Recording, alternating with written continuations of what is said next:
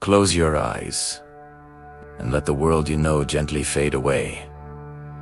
We are traveling back through centuries of whispered time to a place of stone and stillness. Imagine the deep, penetrating chill of a winter's night in the high mountains, a cold that settles into the very bones of the earth. But here, within the vast, shadowed bulk of a stone castle, there is a pocket of resilience, a defiance against the dark and the frost.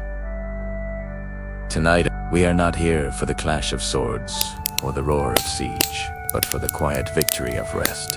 We are here to seek out the gentle, overlooked moments, to discover how, within these formidable walls, a knight might find warmth, safety, and sleep during the longest, coldest nights of the medieval world.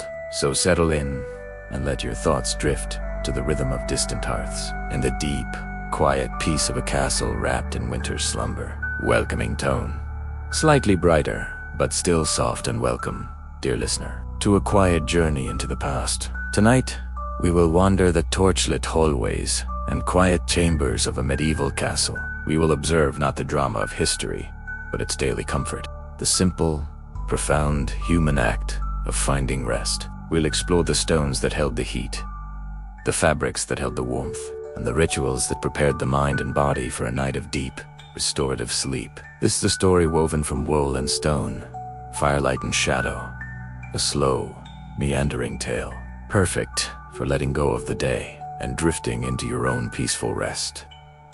Let us begin by understanding the castle itself, not as a fortress, but as a shelter, a great, slumbering beast of rock and mortar. As the sun sets early on a winter's afternoon, its light, thin and pale, washes over the towering gray walls. These walls are immense, sometimes 10, 15, 20 feet thick, and they have been soaking in the weak daylight for hours. Stone is a patient keeper of temperature.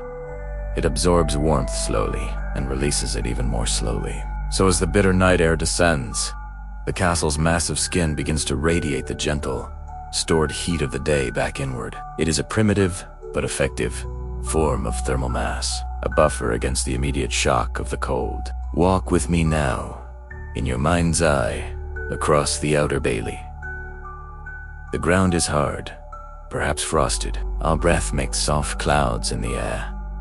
We move towards the great keep, the central stronghold. The main doorway is vast, protected by an iron portcullis and heavy oak doors banded with iron. But we are looking for a smaller door, a postern gate, or perhaps the entrance to the hall. As we step inside, the first thing we notice is not warmth, but the absence of wind, the silencing of that constant, searching winter gust.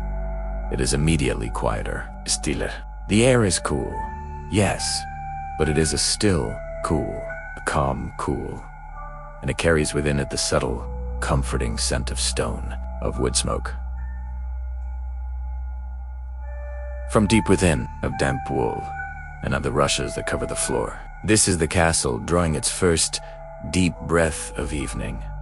Now, let us follow the scent of wood. It leads us, inevitably, to the heart of the castle's nighttime warmth, the Great Hall. During the day, this space is a cacophony of life servants, petitioners, dogs, the Lord dispensing justice. But as evening falls, its character softens. At one end, the great fireplace, large enough for a man to stand within, cradles a pile of glowing logs. This is not a frantic, crackling blaze, but a deep, settled bed of coals, a core of radiant, orange-red heat that pulses gently in the semi-darkness.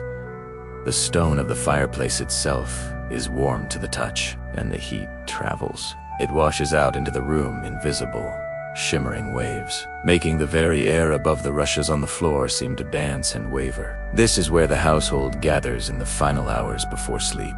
The knights, having shed their heavy armor for the day, now wear tunics and hose of thick wool.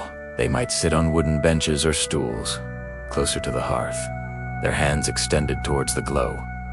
The conversation is low, murmuring, stories of the day, old tales, quiet jokes. The firelight paints their faces in warm, flickering gold, deepening the shadows in their eyes and the lines of their faces. This pre-sleep ritual is as much about social warmth as physical warmth.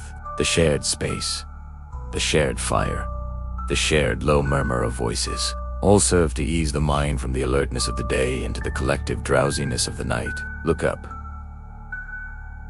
High above, the roof timbers of the hall are lost in darkness, but occasionally, a spark from the fire will float up, a tiny orange star, rising until it vanishes in the black. The high ceiling serves a purpose. It draws the smoke upward, away from the people below, to escape through a louver in the roof. But it also means the heat pools up there, so the warmest space is low, near the hearth itself, creating a cozy cave of light and warmth within the vast, dark chamber. But the knight cannot sleep in the hall. His rest requires more privacy. So, when the yawns become longer and the fire settles into a steady, pulsing glow, he will take a candle or a small, handheld lantuna, a pierced metal sphere holding a rushlight or a small candle end to begin the journey to his sleeping chamber. This journey itself is a transition, a walking meditation from the communal warmth into personal solitude. Let us walk quietly behind him. The stone corridors are narrow and dark. Our single light source throws huge, leaping shadows against the rough-cut walls. Every sound is magnified, the scuff of our soft leather shoes on stone, the distant, metallic sigh of the portcullis chains settling, the muffled bark of a dog from the courtyard far below. It is cool. Edie's cool, area away from the hearth. The castle's stored warmth is in the stones under our feet and in the walls we brush our hands against. They feel neither warm nor cold, but neutral. A deep, steady temperature that is a world away from the biting air outside the walls. We may climb a spiral staircase, tucked within the thickness of the wall. The steps are uneven, worn in the center by generations of feet. We must walk carefully, one hand on the central newel post or the cold wall for balance. The lantern light flickers on the curved stone, making the climb feel like moving through a slow, turning dream. This physical act of climbing, of moving deliberately through the silent, private innards of the castle, helps to shed the last vestiges of the day's concerns. Wait, Steph, we are leaving the public world behind. And then, we arrive at the door, a heavy oak door, perhaps covered with a tapestry on the inside for added insulation. The knight pushes it open, and we enter his bedchamber. It is not large by our standards, perhaps 10 or 12 feet square, but in this space, every element is designed for defense, not against men, but against the cold. The first thing we might see is another fireplace, a smaller cousin to the one in the hall, but just as vital. In a lord's or a wealthy knight's chamber, a servant would have been here earlier to lay and light the fire. Now, it burns low, a companionable heap of embers that paints the room in a soft, rose-gold light. If there is no fireplace, there may be a small, metal brazier holding coals brought up from the main hall. Fire, precious pot of portable warmth. The centerpiece, of course, is the bed. It is not a simple mattress on the floor, but a serious piece of furniture. A wooden frame, often ornately carved, raised off the stone floor. This elevation is crucial. It lifts the sleeper away from the deepest chill, which settles like water at the lowest point of the room. Upon this frame is a lattice of ropes or leather straps, pulled tight. This is the foundation. Now, let us build the bed, layer by soothing layer, in our minds. First, atop the ropes, a mattress, but not of soft, modern foam. This is a large sack, a tika, or tick, filled with straw, hay, or perhaps dried moss, or heather. It rustles softly as you move. It might be topped with a thinner mattress, a bolster, filled with something softer, wool clippings, or even down feathers. If the knight is of high enough status, this is the cushioning, the soft barrier between body and robe.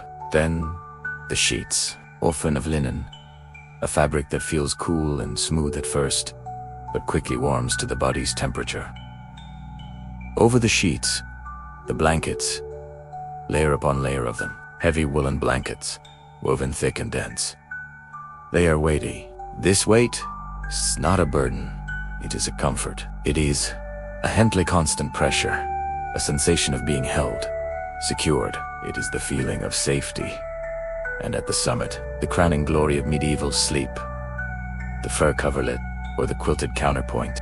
A coverlet might be lined with the pelts of wolf, bear, or fox, the fur turned inward, towards the body. Imagine the deep, luxurious warmth of that, the soft, dense fur, creating a microclimate of still air next to the skin. Or a quilt, stuffed with wool or down, stitched in intricate patterns to keep the filling in place. It is a cloud of fabric, immensely warm and surprisingly light. At the head of the bed, there are pillows, linen cases filled with more down or wool, and often a heavy, dark curtain of wool or even leather hanging from a canopy frame. Before sleep, these curtains can be drawn shut, enclosing the bed entirely. This creates a tiny, private room within the room, a nest where the breath warms the air, where the light from the dying fire becomes only a faint, amber glow through the fabric, and where the sounds of the night are muffled into a soft, distant murmur. This is the innermost sanctum of warmth.